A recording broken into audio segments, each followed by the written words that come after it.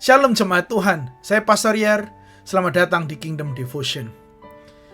Jemaat Tuhan, pernahkah Anda merasa putus asa ketika hasil dari kerja keras Anda tidak kunjung terlihat? Jika Anda dalam posisi tersebut, masihkah Anda bertahan menunggu? Jika ya, biasanya apa yang akan Anda lakukan?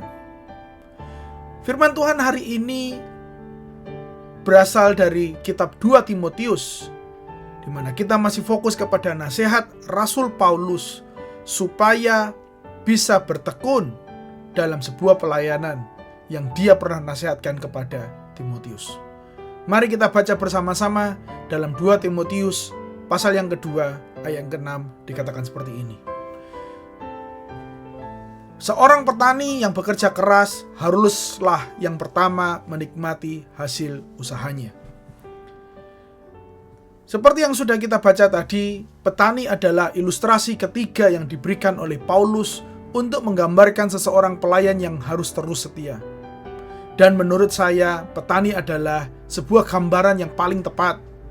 Karena seorang petani harus memiliki sifat dan karakter yang bertekun. Jika seorang petani tidak memiliki sebuah ketekunan, maka semua usahanya akan sia-sia. Dia tidak akan sampai kepada masa panennya. Seorang petani tidak boleh hanya bersemangat di awal musim untuk menanam benih.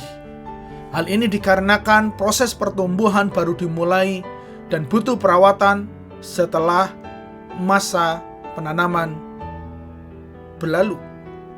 Proses pertumbuhan dari benih menjadi sebuah buah membutuhkan waktu yang panjang, musim yang berubah-ubah, perawatan yang ekstra, dan tentu ketekunan sampai benih itu berbuah matang.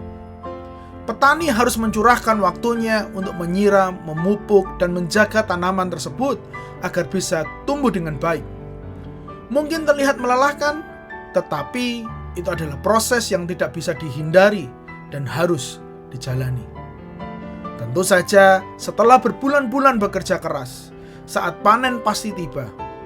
Seluruh kerja keras dan ketekunan petani tersebut akan terbayarkan ketika dia berhasil memanennya.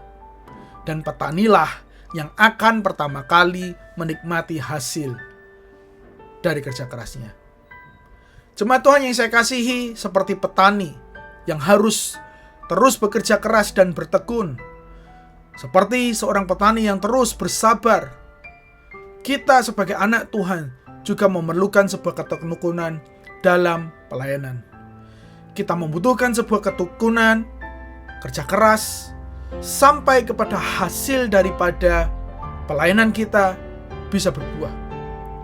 Dalam 2 Timotius 2 ayat 6 tadi, Paulus mengingatkan bahwa kita seperti seorang petani yang bekerja keras, dan petani yang bekerja keras adalah yang pertama menikmati hasilnya. Hal ini mengajarkan kepada kita bahwa dalam perjalanan iman, kita harus rajin. Kita tidak boleh mudah menyerah. Dan yang terutama adalah kita mesti terus bertekun ketika tantangan datang. Kita harus terus menanam benih kebaikan. Kita harus terus menanam benih kasih, pelayanan, meskipun hasilnya mungkin tidak langsung terlihat.